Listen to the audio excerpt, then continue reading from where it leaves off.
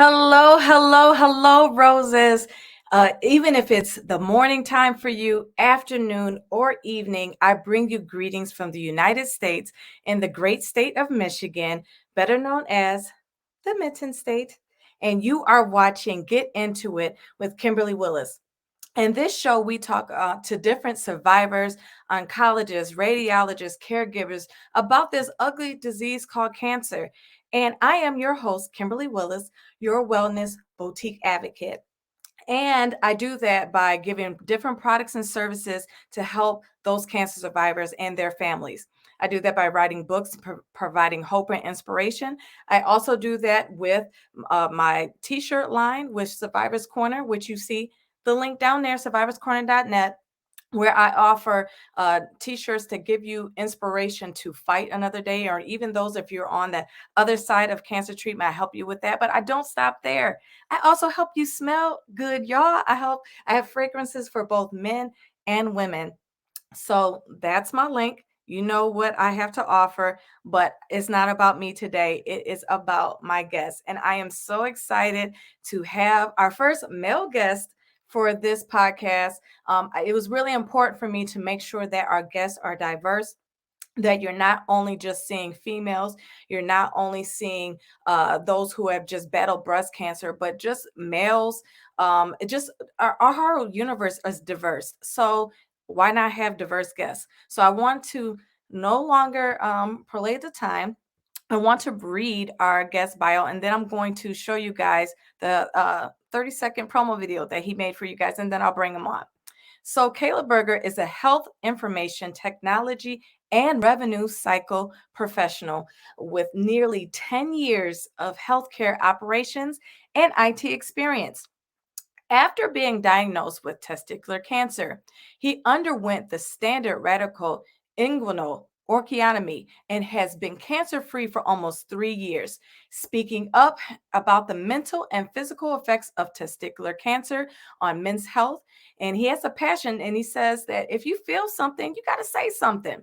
Caleb is a collegiate graduate of anthropology and a healthcare management and is currently pursuing an MBA, and he is the manager of the Revenue Cycle Information Technology at Shirley Ryan Ability Lab in downtown Chicago, the Windy City, and plans to begin teaching as an adjunct professor of technology at a local university this year. So I'm going to play his promo video, and then we're going to bring him onto the show. My name is Caleb, and several years ago I was diagnosed with testicular cancer. I think sharing my experiences will hopefully encourage other men to talk to their partners and healthcare providers if they're experiencing issues. Testicular cancer can be a very curable disease until it isn't. So if you're feeling symptoms and you're anxious about talking to your provider, listen to our conversation and hopefully it will relieve some of those anxieties. Thank you. So, listen, I'm really excited about that. Make sure that you like, comment, and share this broadcast, because I know you guys know a male that doesn't want to go to the doctors or is afraid to go to the doctors. And let's bring in Caleb so we can have this conversation. Hello. Hello. How are Thank you for you? having me. I'm doing fine, thank you. Good, good. I'm so excited to have you on as our first male guest. So you hold the title for that. So that's awesome. And thank you for carving out your time. I know we're in a different time zone and we had to make some last minute adjustments, but I truly thank you for being here today. Yeah, I appreciate the opportunity to get on and speak up a little bit about my experience. Yes. So I know I've read your bio, but let's dive into who are you as a person? Ooh. Who am I as a person? Well, I don't like to be defined as just somebody who had cancer. So Mhm. I think that our community probably feels that way more often than not. Yeah. I would say that I am a young, charismatic professional that loves his dog and likes to learn things and be outside. Chicago is pretty cold, so Mhm. summer's on the way. Um, but I guess just as a person, I enjoy learning. and being in the experience of life. I don't know. I don't have too much of I'm not special in any way. So, Oh, no, you are. You are. And first, I just want to highlight your nice, bold background.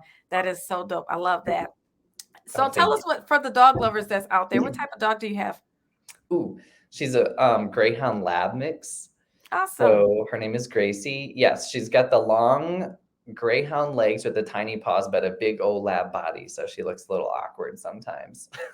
That's cool. My family has been trying to get us a pet for several years, but because my youngest son has asthma and I also have asthma too, she was saying no pets. So, but then also that's like another kid. I got 4 kids, so it's like I I can't have do more all of that. dogs, so So tell us a little bit about your cancer journey. So you had testicular cancer 3 years ago. Share into the insight about how you found it and your journey through it. yeah. So I think the most interesting part about mine was I didn't have any noticeable symptoms at Mm. first, or at least symptoms that I could identify as being a problem there. Mhm. Um, I think really when I started feeling something was off was just I would go through these spurts of like extreme fatigue and Mm. then um, excessive energy. And the way my oncologist explained that to me was the types of tumors that I had and where they were located. They were, I guess, metastasizing in a way that was like preventing testosterone from making it where it was supposed to make it. So my testosterone level would drop, and then essentially my brain would tell my body that I needed more, so then it would spike, but then Mm. it was too much, so then it would drop again. So I think that started happening maybe 3 or 4 months before I noticed anything else. And at first you kind of go through like, well, maybe it's low vitamin D, or maybe you're not getting the right kind of sleep, or maybe, there's like a process to get Mhm. diagnosed with anything.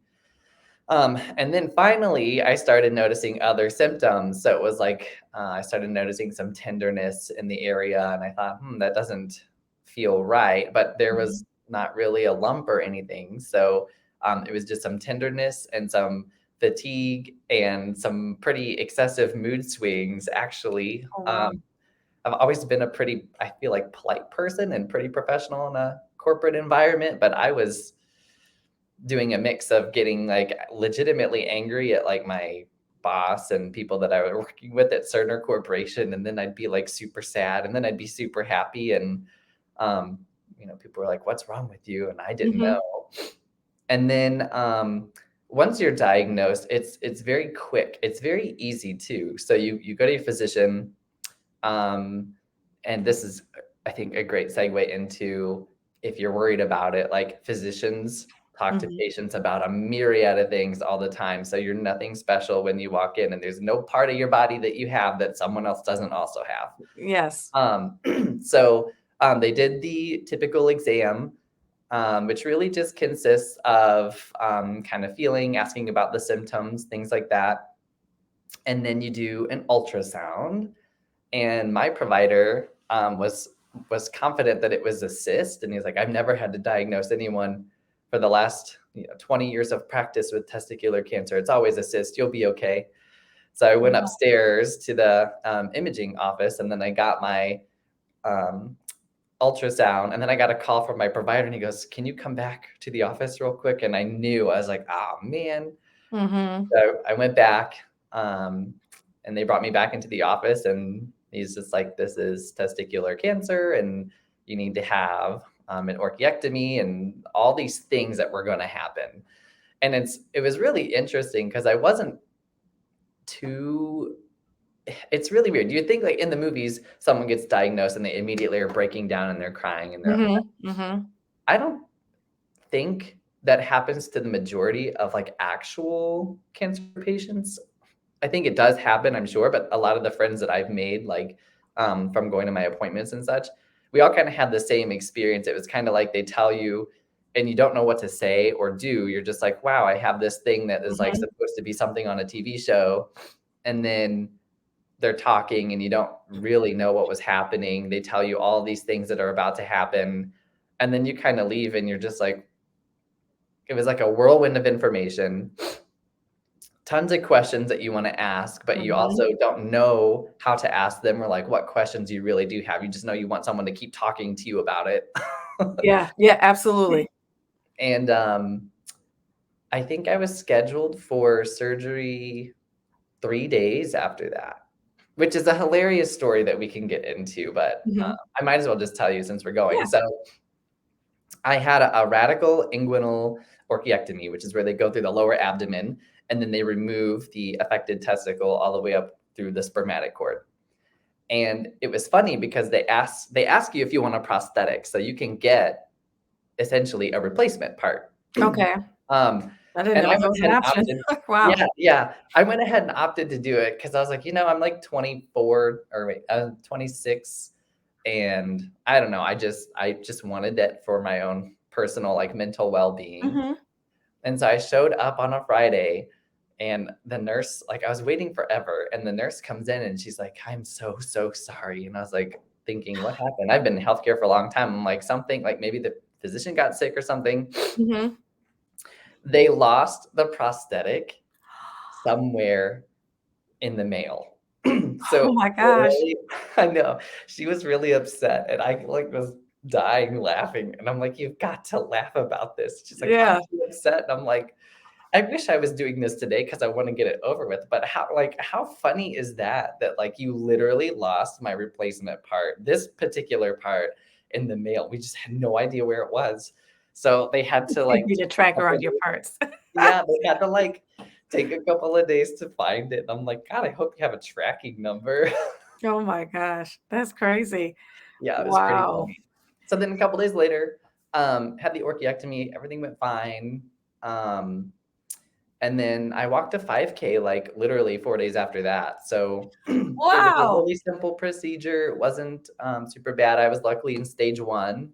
Um, and I haven't had a knock on wood. I don't have any actual wood here, but Mhm. issues since. So that's kind of my story. Your story. Wow, you mentioned earlier about, when a cancer survivor is newly diagnosed, that, we're not always in the movies crying. I think part of that reason is because when you are called back to the office, something's off. And I Mhm. think that you're already bracing yourself. So you're already having that moment a little bit already. So by the time that you're told, and depending on how it's told, because some depending on the doctor, their tone and delivery is different. Um, you kind of almost already are preparing yourself. So sometimes it's the people who you bring with you that could be a little bit more emotional. I know for me, it sounds weird. I actually was smiling. It was nothing to be happy about, obviously, but it was just like, hey, I'm gonna be all right. I'm looking at my husband like it's gonna be okay. So, because I already processed that when they said, hey, we need to schedule your appointment after 2 days after having my ultrasound, I was like, I think something's a little bit off. So I like how you mentioned that even when they lost your parts in the mail, that Yeah. you laughed about it because in order to survive cancer, I Mhm. truly believe that is a mental game to deal with as well as a physical one. You have to really make sure that you are putting a positive space to be able to fight this journey that you're getting ready to go on to. But I want to really get into this real quick. Why don't men like to go to the doctors? Oh man, where to start with that? I think part of it is I don't want to. I hesitate to use the phrase toxic masculinity because I know that that can be off-putting to some individuals. But honestly, I think it's a feeling of being emasculated if you have to go in and have something checked down there. Mhm, So that's the first part. Second part, you know, I think society in general, men are supposed to be tougher and stronger and able to take care of things themselves and all of these expectations that our society places on men. And mhm, so, whenever you do have an issue and it's not solvable by you, or you really have zero input into mhm. resolution, I think that can also be super hard for people, right? So, a lot of males, I think, struggle with that. And luckily for me, I think I would have too. I think there's an embarrassment component as well. Yeah. You know, to be super honest, like you don't want people to know that you're having a problem there, and you don't want people to know that you're missing one of your testicles. I mean, I guess I'm on here saying it, so I don't really care, but there are a lot of people that don't want people to know that, or they feel Mhm. embarrassed by it. And the problem with that is like men's health is human health, and all humans struggle with something, and Yeah. all humans have some kind of condition, whether it's something that's physically manifested or if Mhm. it's mentally manifested, and that can be a hard thing to face too. So I think the majority of it's probably embarrassment, Mhm. and it can be awkward. Like that's your own personal space, Yes. and when you have another stranger, even if they are your physician or whomever, feeling around down there, and Mhm. the way they do the exam, Mhm. it can just be odd, and it can be an awkward thing. I was in healthcare. I've been in healthcare for a long time. I started at Mercy Health Systems, based out of St. Louis. Huge shout out to Mercy. It's a just incredible organization. Worked with a lot of physicians and nurses there side by side. So I learned to cope with things that are embarrassing because I saw it. I worked in the ER for several years. And for me, it wasn't as big of a deal, luckily. So whenever I Mhm. finally noticed something was off there, I just went ahead and scheduled it right away. I didn't really have to think about it too much. But I know that's not everyone's experience. So, Yeah. I'm glad that you dived into that because I think it's really important because there is an embarrassing factor. Even with myself with having breast cancer, and that's a sensitive thing too. Being a female, we are already invaded with different doctors for different things, for pap smears to having children to just again the physical exams that we have to do every year, so we're already exposed per se already, where the guys may not necessarily have that, so it's a different type of experience for, I think, a male versus a female with that. So dive into the emotional state, into having the exam, and then your treatment plan, because there's things that you have to do. You've had to have surgery, things like that. So talk about the emotional state in that process. yeah. Um, I think the most difficult part, honestly, was all of the, and continues to be, the surveillance appointments. Hmm. At first, there's shock, and it's like, I don't, there's no way, like, nah, that's not me. I don't have cancer. And then there's okay, I have cancer, but I got into the mind space of it's the good kind, which really it's not the good kind, but Hmm. luckily it was early. So, as I Mhm. said in the promo, testicular cancer is very curable until it isn't curable. And then when it's not curable, then the Yeah. prognosis is not good. So people who wait, excessive amounts of time to where they really start experiencing pain and things like that, um, their emotional state probably is a little bit worse because the prognosis, like, you're fine, we can help you, you're fine, we can help you, you're fine, we can help you, but you should get some help soon. And then it's like, oh, you probably aren't going to make it, like that kind of Mhm. thing, the longer you wait. And that's with any type of cancer. So I had the shock factor. I had some of the depression. It was a lot of like, why me? Um, Mhm. just a little background on just like the people in my life. Like I love my family. I'm very close, but Mhm. um, my family has struggled with like drug addictions, and they've struggled with alcoholism. And Mhm. I'm the only like college educated person in my family. I go to the gym every single day. Well, not every single day, but like 5 days a week. I don't smoke. I'll have like social drinks and things, but I'm not out doing that all the time. Mhm. I'm super focused on my career. I do a lot of like health and wellness initiatives. I do like community service projects. I do all kinds of things like that. And to sit there and be like, I did everything I was supposed to be doing with my life, and Yeah. this happened to me. I think that was what got me the most. It was Okay. like, how unfair and how frustrating is this that I have to go through this and other people aren't, which is a terrible way to feel, but like you can't help the way you feel. Like Mhm. I've done all these things that are supposed to be what I'm supposed to do, and all the people that haven't, they don't seem to ever have the problem. And so Mhm. that was a negative mind space to be in. It took a lot to get over that. I Mhm. think sometimes there's still some remnants of that, like in the back of my mind. especially when you go for like surveillance, because you go like every month and then you go every 3 months for years. And it's like constant blood draws, Yeah. constant CTs, constant talking to a healthcare provider, which is, just like a little piece of it. Then you've got the whole Mhm. financial component of it. Like I have to have a low deductible. Like I will hit my deductible before the first quarter ends of any year.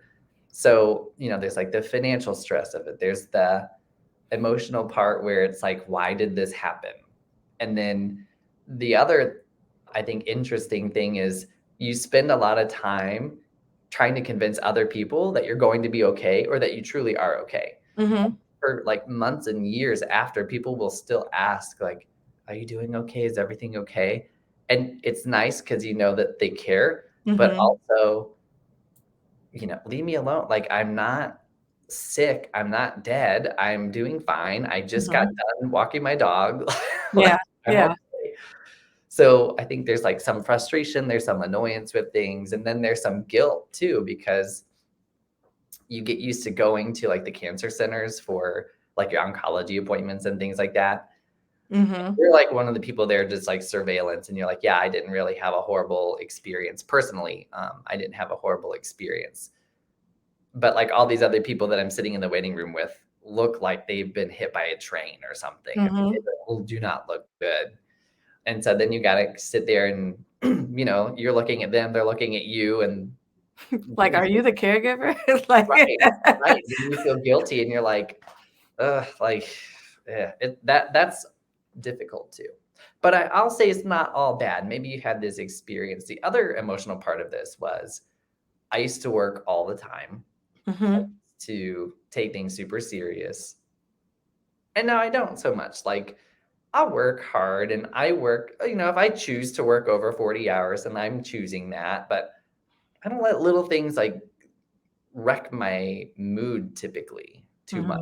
Mhm. Everyone's got complaints and stuff, but I think it taught me to, if let's just say, yeah, I hadn't have made it, I would have been 26 and I was like, I didn't accomplish anything but get my degree and then work all the time, 50, Mhm. 60 hours a week.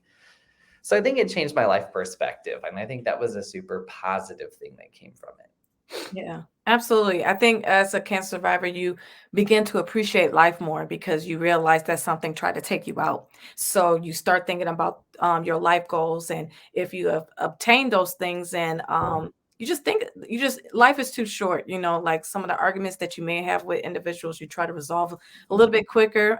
We're humans, so we're still going to get angry. We're still going to go through all those different roller coasters, but you try not to have it last as long because you know that life is so precious.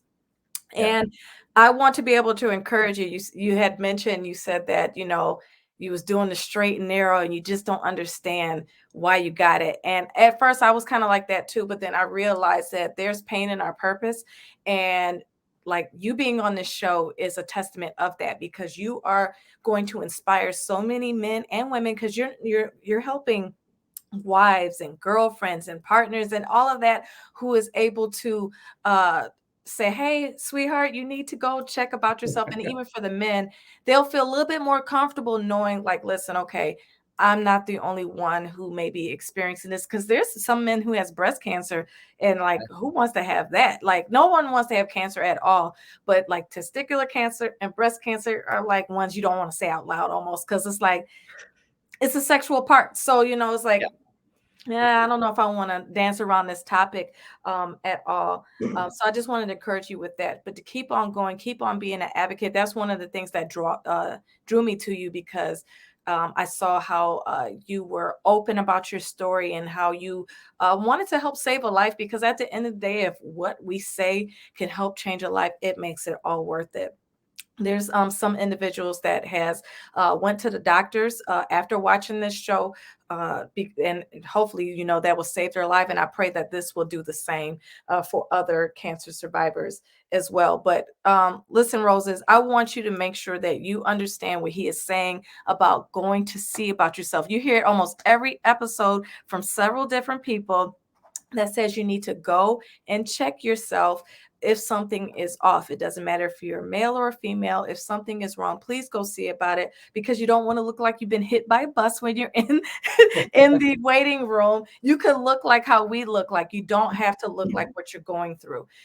Some people think that cancer survivors have to look like we're on our deathbed.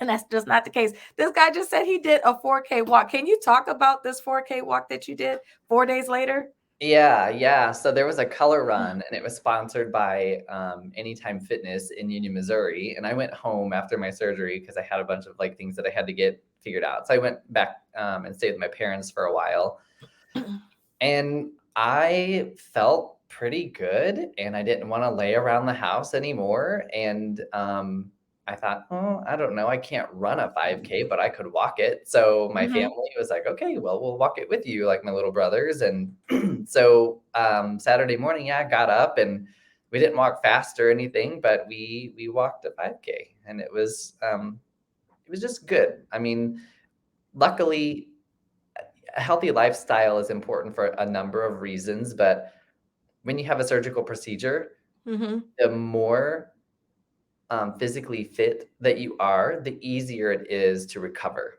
Mm-hmm. So I had a pretty, easy time recovering, fortunately. Mm-hmm. So yeah, that was about all there is to that story. It was fun. I enjoyed it. You're very right about making sure that you are fit prior to that. Really helps your chances with that.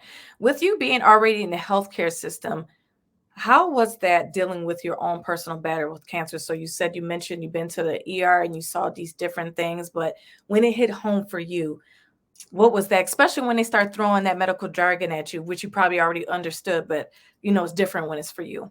Yeah, so I have been on the revenue cycle side of the industry the entire 8 years I've been in it. So what I was doing at the time at Cerner, I was a revenue cycle consultant at Cerner, and we would design and implement patient accounting systems for hospitals, which Mhm, essentially is all clinical care being turned into charges and turned into real dollars that mhm, keep the doors of a facility open, essentially. And so I had an easier time with, I think, the billing parts and expecting when to expect a bill and what I should and shouldn't pay for. I think that's what I understood the most. And luckily, um, this is also a shout out to Cerner Corporation. They're a health information technology company. They're located in Kansas City, Missouri. They are a huge company. Lots of changes happening, good changes. And if you're looking for a place to start a career, grow a career, Cerner would probably be an excellent start if you want to mhm, jump into HIT. But through those experiences, I was able to kind of navigate the patient accounting part of my journey, which I think the financial part is probably, I would say it's almost as taxing as the actual physical part, because mhm. you get a different statement from the lab, from your oncologist, from your Correct. physician, from your imaging centers, to Mhm, your oncologist, to I had a urologist. I mean, there were just like all these different places, and they are all on different systems.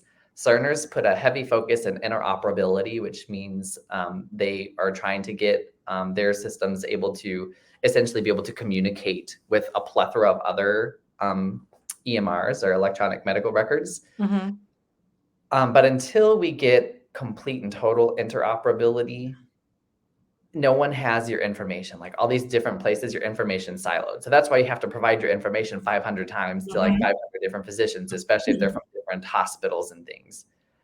So that was the most difficult thing to navigate. Healthcare experience definitely was great because I knew what to expect.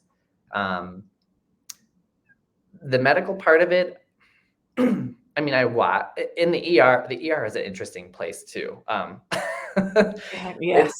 Yeah, it's very interesting. I used to work 5 p.m. to 2 a.m. through college, full Oh, you time. had the interesting shift.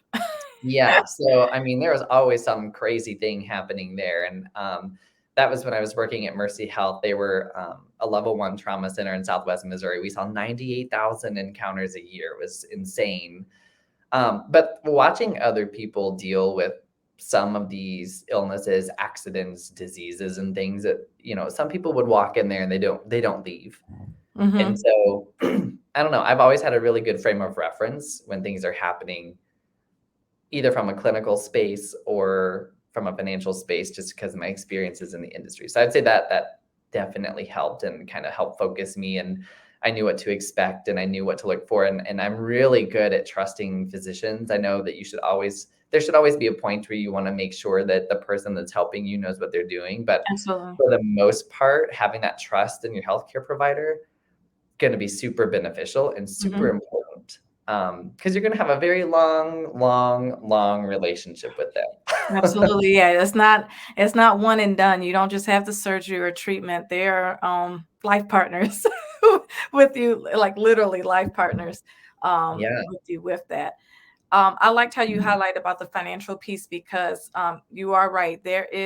You get several different bills from the several different areas. If you get a CT scan or MRI, or if you're getting an ultrasound, and then depending on what department of the doctor that you're going to, and then those labs, all of those things can become very overwhelming. So if they can get that all integrated into one, that would be so beneficial for not only just cancer patients, but just anyone in the medical industry who has to get procedures done, because you're always getting those things. You're getting your insurance that say, hey, this is not a bill, but here's your explanation of benefits. And you're like, okay, what's this Yeah. $35,000 bill or this $600 bill there? And then, like, how much do I actually got to pay of that?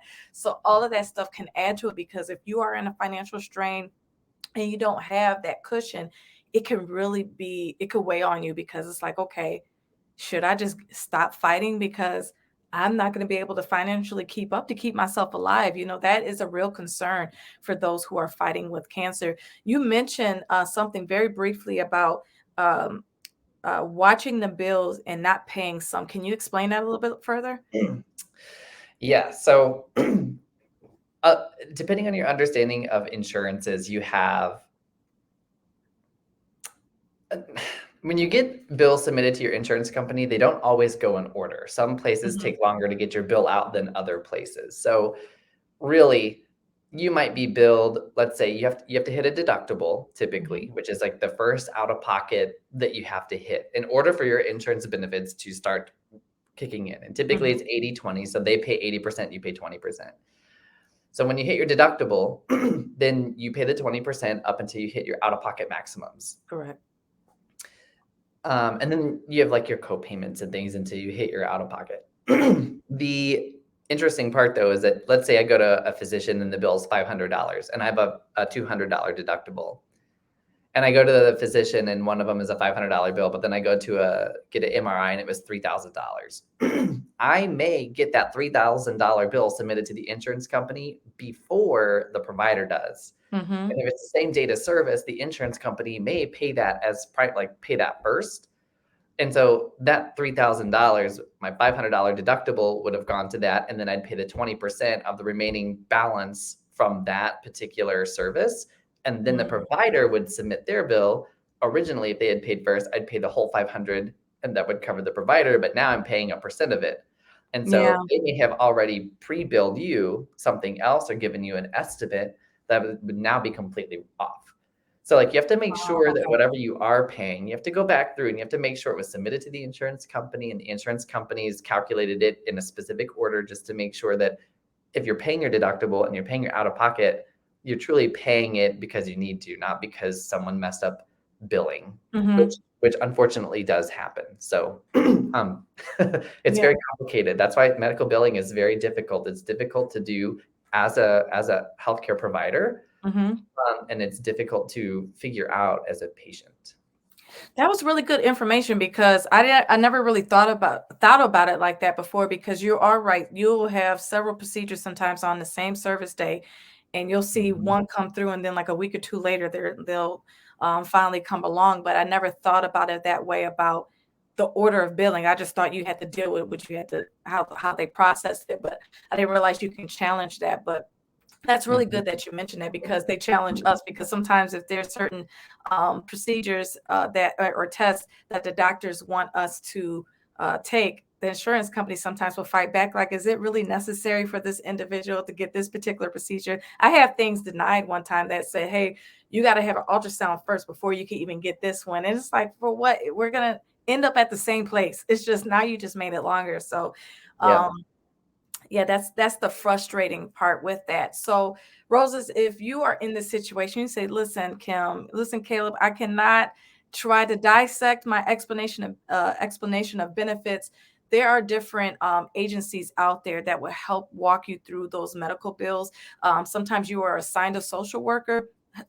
Use them to help you dissect those things, or to at least get you to understand that, so you're not ignorant to not knowing what your bills are trying to do in your pockets, because at the end of the day, you're going to be the one that's going to be dealing with all of this, and they're just doing their job. So you have to really ensure that it's all straight, but use those resources that is there to help you with that, because you're fighting for your life. Sometimes you just don't have the energy to do that, but use those resources to help with that. Talk a little bit more about your support system. Who was there to help rally you and not to annoy you with all the questions on how you're doing? Yeah. Interestingly enough, I really didn't say anything to anybody Mhm, until it came time for, I guess, the actual procedure. So my parents came to Kansas City and they were there with me. My grandparents came down. Um, I've always been kind of a private person. I don't typically, I guess I would say, me personally, the way I deal with things is a little bit different than some. Like, I don't really talk about it too much, and it's not that I don't want to, I just never felt the need to. I've always been pretty independent. mhm, Um, but, having my parents there, being able to go back, and I stayed with them probably for, like, 2 months or so while I was figuring out what I was doing. That was super helpful. And then my provider was really good. Like, I could email him and he would always respond, like, every mhm. single time. So, That's good. for me, I think I'm very empirical, which means, like, physical evidence of things is, important, and I just want the black and white facts. I don't really care about if someone's like, "Oh, I'm sure you'll be okay." Like, I don't need to hear that. I need to Mhm, hear, "This is what the procedure is going to be. This is the expected outcome, and this is what you're gonna have to do after." Like, for me, mhm, that part's comfort, not so much, "Oh, you're," like, when people would say, "Oh, you're gonna be fine," I'd be my response was always, "What makes you say that?" mhm.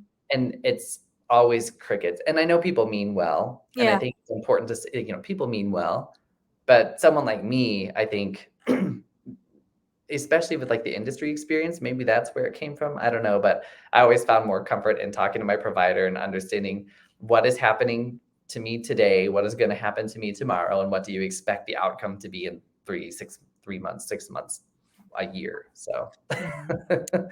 Gotcha. probably not the answer people expect, but it just kinda is what it is, and that's just how my brain is wired, I guess. Yeah. Going back to that financial piece, LT Willis said, good point. That could be another reason why men delay visiting the docs, because the vulnerability and trust. Trust is a part of that journey as well. Thank you, LT. Yeah, that's another thing. Is I almost feel that sometimes guys will be like, okay, I don't want to get poked and prodded. I don't know if I can trust my doctor. I'm just not gonna go. Like, so they were like, no, you gotta go. You gotta go and see about yourself. So if you don't hear anything else today, make sure that you are going to see about yourself. Is really that important to ensure that you are making sure that you are going to self care, just making sure you are doing the necessary steps to be well. But I want to dive into intimacy a little bit. You said that we could talk about everything, and we're going to do that. And I even wrote it down in such a way that was PG-13. So I'm going to look at my notes real quick. I said that having cancer can disrupt, halt, or change the functionality of your body. Can you share a PG-13 version of your journey on that? Yes, I will really focus here and try. Um, so to be 100% transparent, my changes, like, my body functions exactly the way it did before. That's good. And I think that surprises people. Everything.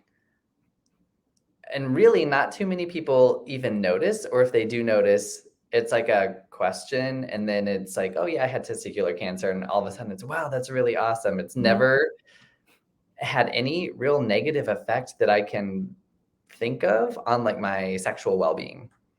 And I think that's super important for guys out there to know, like, everything is still going to work. Mhm. Um, People do not care. And, if someone did, do you really want to be sharing yourself with them anyway? Correct.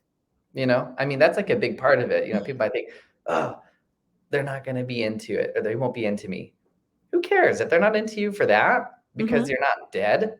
Mhm. Shame on them. Like, they sound kind of like garbage. So I would say it's fine. It looks all the same, so I don't have any differences, especially getting a prosthesis. It Everything is fine. Like, I didn't notice any changes in like sexual drive, desires, anything like that whatsoever. It's amazing. So I think that's like also like a number one thing on guys' mind is like all these things will change. It doesn't, and it won't. I promise. It was exactly the same before and after. Now that might be different if you have like a double, Mhm. but even then, you can get testosterone patches and things like that that function the same way. Mhm. Um, and you still will have like ejaculations too. I don't know if that's PG-13, but Mhm. that will still happen even if you had Mhm. like a double. So, I would say if that's something you're worried about, that's like the easiest and least scary part of the whole thing. The scariest part is making sure you don't get sent to collections by accident. Oh gosh. To be Yeah. honest, Okay. yeah. So if you're out there and you're worried about it, I promise it's not bad. You'll still be as manly as ever if that's your MO. You'll be okay. That's good. Have you ever felt at any point, from the time you had surgery to the time that you finished and had the prosthesis, that you felt insecure about how you looked? I know you said it looked the same, but have you ever had any ounce of insecurity? Yeah, definitely. Especially like right at the beginning, Mhm. 100%. That was like my biggest concern, which is the whole reason I opted to get a prosthetic anyway. Um, and that was just a mental component that you just there's really not a way to like prevent it. There's not a way to make it less, and there's not a way to really get over it until you have your first encounter after that happens Mhm. to know that it's okay. But yeah, 100%. And even now, once in a while, I'll think about it and I'll be like when I see my scar, like on my lower abdomen, Mhm. like even that, I'm just like, because then if someone sees it or they ask, then you got to talk about it and explain it. Mhm. And again, the worst part for me is always "Oh, I'm so glad you're okay," or, "Oh," like, it changes the dynamic, and I don't like Mhm. when the social dynamic changes based off Mhm. of that. Like, if you're gonna hope that I'm okay, like, wish me well on my final that I have coming up or something like that. Mhm. I don't like it changing into, "Tell me about your experience," like, that's, like, the Yes. worst part. How soon did you, went back to work, or did you even stop working, through this whole process? So Cerner was absolutely incredible about the whole thing. They were like, take off as much as you want, um, do the FMLA thing. I mean, they were willing to just let me go. Mhm. I my manager at the time convinced me to take off 30 days just to let everything settle and figure out what was going Mhm. on. Because after the first week, I was like, yeah, okay, I'm ready to come back, and she's like, you need to take some time even if you don't think you do. So I took 30 days off after. um Okay. and really the change, and again, Cerner was awesome with this. It was the surveillance appointments. I mean, I Mhm. was having, especially like right after, you have 6 appointments a month, it seems like everyone, you have to follow up with your urologist, you have to follow up with your primary care provider, you have to follow up with the oncologist, you have to get your blood drawn, and then you have to go get your MRI. So like, Mhm. or your CT. So I had like 5 appointments, and those are not quick appointments.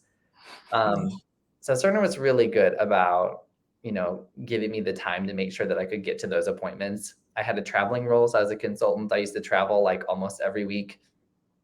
They were super accommodating. My clients were super, super accommodating. Shout out to Universal Health Services. They understood, and they, typically they like their consultants on site. And it was very much like, you need to take care of yourself, make sure that Mhm. you're okay. So I know corporate America gets a bad rap a lot. And I think there are bad things that happen, but ultimately corporate America is built from everyday people. Mhm. And I had a lot of people that cared and just wanted me to make sure that I was okay. So that was kind of how I guess, dealt with that part. But I didn't take too much time off work. I get anxiety when I do that because it's like if I'm not doing something, I feel like something's wrong. Yeah, you like to stay productive. Yeah. So like sitting at home too, I'm like, what am I gonna do here? I don't want to sit here all day. You don't wanna Netflix and chill.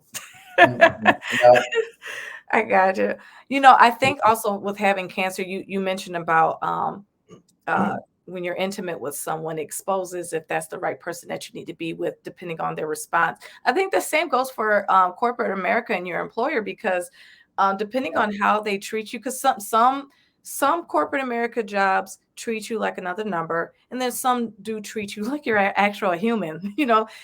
And yes, we know that all of our jobs are expendable, and it could be replaced at any given time, but when you are shown the value that you bring and how they respond when you have something like this happens, I think um, really expresses how they feel about their workers because again you bring a lot of knowledge, a lot of experience to what you do, and they don't want to necessarily lose that. So I shout out to them for being amazing to you through your cancer journey. I think that is amazing for you doing that.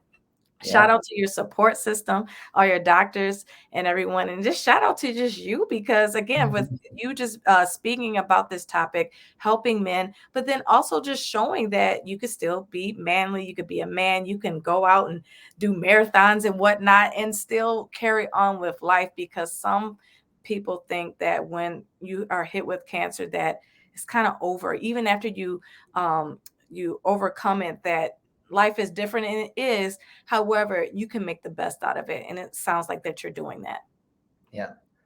I think it's important to highlight what you just said about even when it's over, it really kind of isn't because it's like when I get tired, if it's during the early part of the evening and I have no reason to be tired and I slept fine, my first Mm, thought is, am I tired because what's I'm going on? mentally tired, or am I tired because like something's wrong? Because if it does come back, they say it'll come Mhm. back like in the lymph nodes, and I'm like, Mm. I don't know, I feel okay. Like I'm checking, I'm like, I don't feel any bumps. So Yeah, yeah, there's definitely a component after it's over where it's not over because it's always in your mind. Like, is this normal or is this a recurrence? So absolutely, absolutely. Well, this is the part of the show where we get to dive in a little bit about what you do. So, kind of talk a little bit about your career a little bit and what you do.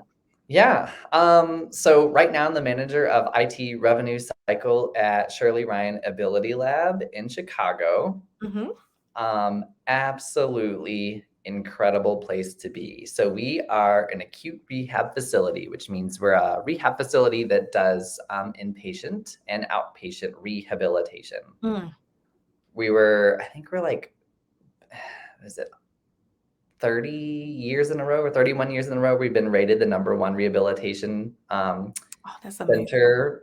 Yeah, so that's a pretty cool designation. It's a giant glass, beautiful building, and it's state of the art. And we are what's called a translational research facility. So if I read from the website, it says the first ever translational research hospital where clinicians, scientists, innovators, and technologists work together in the same space, applying research in real time to physical medicine and rehabilitation.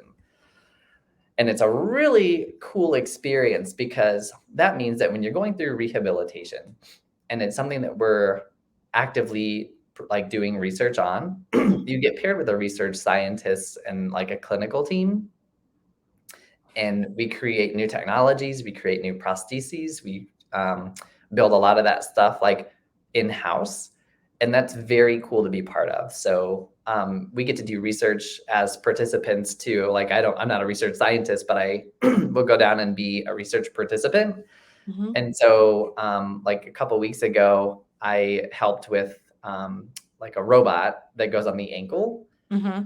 And I guess the idea is in the future to have have like a prosthetic that is actually able to provide more like normal gaits and walk. So we'll move for you and anticipate where you're going. And then we have like exoskeletons that are we're working on. And it's a really interesting and neat place because we have ability labs. And so in a lot of traditional research facilities, you have like your individual person going through rehab and they work with their, therapist, and they're in their own room doing their own thing. Whereas we have like a very community based, and they're these huge multi-story rooms, and patients will literally work with their clinicians with each other to get through their therapy sessions, which is really, really a neat idea. Mm-hmm. And so I don't do that like as fun stuff as that. My teams essentially design, configure, implement, and maintain the financial platforms here. So we do all of the making sure charges drop appropriately, making sure patient accounting is able to get bills out the door, both to patients and insurance companies, make sure they're able to come back in and try to be as accurate as we can with it. So that's what I do here. But I find it super interesting. It's really cool. You got to kind of think about it. My team and the revenue cycle operations teams keep the doors open and the lights on, and Mm-hmm. the research scientists having things to research, and the providers getting a paycheck. So That's that's awesome. kind of how we contribute. Yeah, it's kind of how we contribute. I got to think of it that way sometimes, because I think, man, I should go back to school and do something with some robotics. That would be cool. But the need for what I do and what my teams do here is also like super important, I think. So that's kind of what I do at Shirley Ryan. That's awesome. I think that is amazing, on your contribution, but also your company's contribution to healthcare. I think that is amazing to be able to have different uh, medical equipment that will assist those who are going through rehabilitation, because that could be a very long and trying time, just trying to get things back to normal, whatever that was injured in Right. that. So we totally thank you for that. I want to pop in and share your LinkedIn information. So if you have any questions like that, you can drop it right there and reach out to him, and he'll respond back, because he responded back to me, guys. So you could do that. But what I also like is just, again, how transparent you are about everything. But speak to someone who wants to get into healthcare and even into IT, like, if that's a profession that they want to get into. Um, so getting into healthcare, let me tell you a little bit about how I got into healthcare. It was very difficult, and it can be. So I applied at Mercy Springfield for months and months and could not get a position. So I ended up volunteering there for 16 hours a week for about 4 or 5 months before I was given the opportunity to jump into working. Um, so if you're wanting to jump into healthcare, you don't have to wait for your degree. You can Mhm, literally start by volunteering. And that is the best place to start, because you get to see different parts of the facility. They have typically hospitals have a lot of different ways you can volunteer. So you can, mhm, like, I was patient escort. So like I would walk patients and families to where they needed to go in the facility. This is where I started. But you could start there to get your foot in the door, and mhm, then start applying for support roles. So registration, schedulers, um, patient care technicians, things like that. And as you work your way up through a facility, then your person that you're reporting to, so like volunteer services, you're mhm. reporting to somebody, they can typically help you get in the door. So I think that is probably a good strategy to break into the industry if that's what you're wanting to do. Okay. IT is a little more complicated. There are a lot of places that require a degree, whether it's an associate's or not. There are IT certificates that you can get out there, but I think finding I accidentally landed in IT. I applied at Cerner for a revenue cycle consulting role. I didn't realize it was IT. The job Mhm. description wasn't super transparent about what it actually was. And so I was a Mhm. little confused when I got there. Thought I would hate it and would leave, but ended up really liking it. And here I am, 6 years later doing IS administrative stuff for a hospital. So jumping into IT though, I think you probably want to try to think about like an associate's at a minimum, depending on what level you want to get into. Mhm. And then you got to put in the work. So you got to learn a lot in IT. You got to learn a lot about operations. You got to learn a lot about um, integration. You got to learn about your specific platform that you're going to be working on. You got to learn Mhm. about sometimes programming, depending on what you want to do, and what opportunities you want. So if you want to go into IT, prepare to work. It is not Absolutely. a quick and easy thing to just jump in. And then, you gotta ultimately you gotta stick it out. You can have a pretty lucrative career if Mhm. you stick with it and you try and you work hard. And I would always recommend a bachelor's if you're wanting to move up into like administrative roles and things like that. Typically, it's a requirement, or at least it helps. Don't Mhm. necessarily need to get it, but having that will open more doors for you. Absolutely. Um, but yeah, that's about all the advice I have for those two things, I That's guess. good. I wanna add that you have to also know how to troubleshoot. I listen, says that you got the help desk, that's IT. So you Yeah. gotta make sure you know how to do all of that as well.